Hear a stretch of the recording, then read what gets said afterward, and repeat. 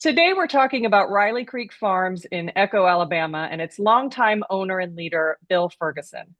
Bill was recently named the Visionary Grower winner for the inaugural CEAg World Impact Awards, which were presented at the CEAg World Conference and Expo in November. Bill was a longtime poultry farmer who refused to give up when he lost his contract with Tyson a few years ago, so he researched what to do with his four empty chicken houses encompassing 80,000 square feet.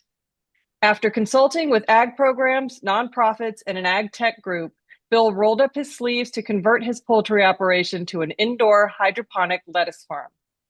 The farm is still in its early stages, converting one chicken house at a time, but already Riley Creek Farms is supplying locally grown lettuce to more than 6,000 local school children, 5 area grocery stores, and others. Sadly, Bill passed away in late October. But today we're talking with his son Billy and his son-in-law Brandon, both of whom work for Riley Creek Farms, about Bill's legacy and where the operation goes from here. Billy and Brandon, thanks for chatting with me today. From all accounts, Bill was really a remarkable man. So tell me what drove him to pursue hydroponic lettuce as the next step for this farm. I think he just refused to give up the value of these buildings that he had invested so much money and time into over the last 25 years of growing chickens in here.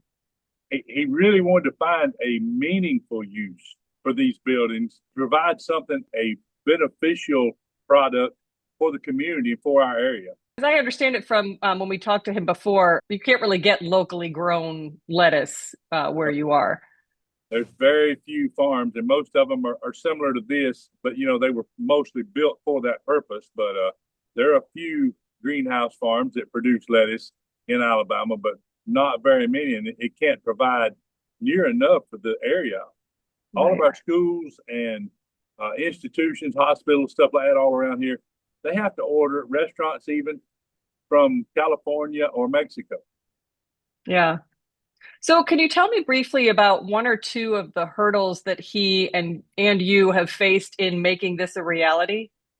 Yeah, so during the building process over the last 2 years, figuring out how to build the beds, how to do the water system, just having to figure all that out.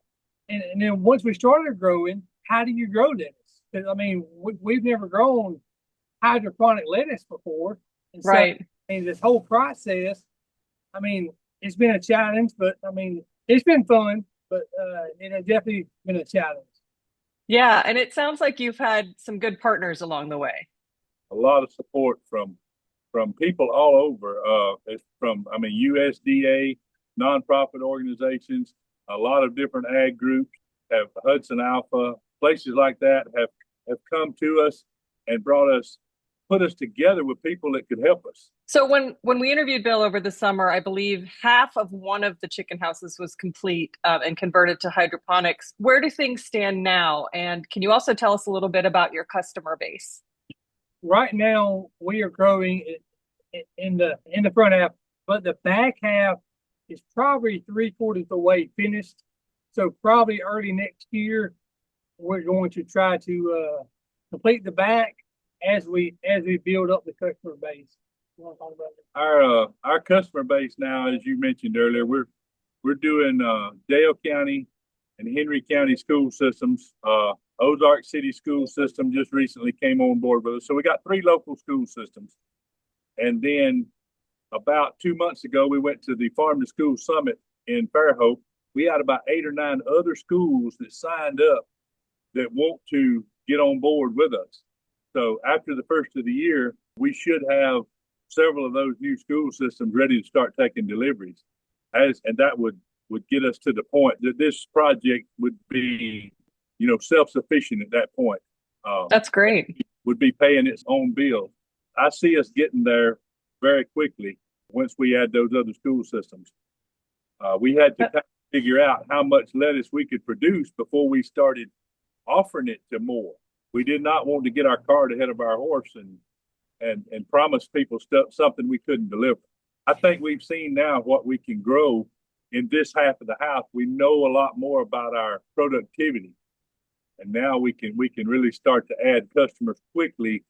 Where earlier it was we had to add customers slowly because we didn't know for sure what we could produce in a certain time period. Right. So that kind of touches on what do you hope to achieve then for 2026? What are your goals, and what are your goals in the short term? And then also what are your long-term goals? Well, on the short term goal would be, let's make this pay for itself. Let's make it like Billy was saying. Let's add 2 or 3 more school systems, and then on the long term goal would be finish the back half, and then build the education center, and then finish the second house, and just slowly over the next 3 to 5 years, and just slowly get bigger, add more customers. That we're looking at in a little bit longer term. We're getting some food safety certifications to be able to sell through distributors. Those were not required for us to sell locally. Distributors have some standards that we're doing what they want to be done, but we didn't know that we needed to be keeping the records that they won't get. So we should be able to, in the midterm goal, be able to start serving some distributors and get out of our local area a little further. That's great. Yeah, you mentioned Brandon, the education center. That was a big thing for Bill, wasn't it? Kind of wanting to educate other poultry farmers and others. Can you talk a little bit about that? One thing Bill wanted to do was for the local school systems is like kids don't really know where their food comes from, whether it's cows or chicken or lettuce. So Bill wanted to have just a space we can do field trips here that the local kids, they could come see the hydroponic lettuce and then understand that the food just doesn't come from the grocery store. Okay, is there anything else you want to add?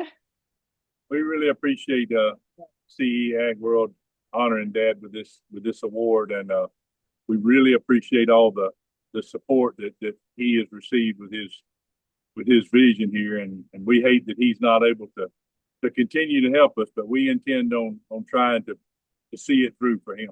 All right, well, great. Thank you so much for joining me today and for carrying on the important work that Bill started. Thank you.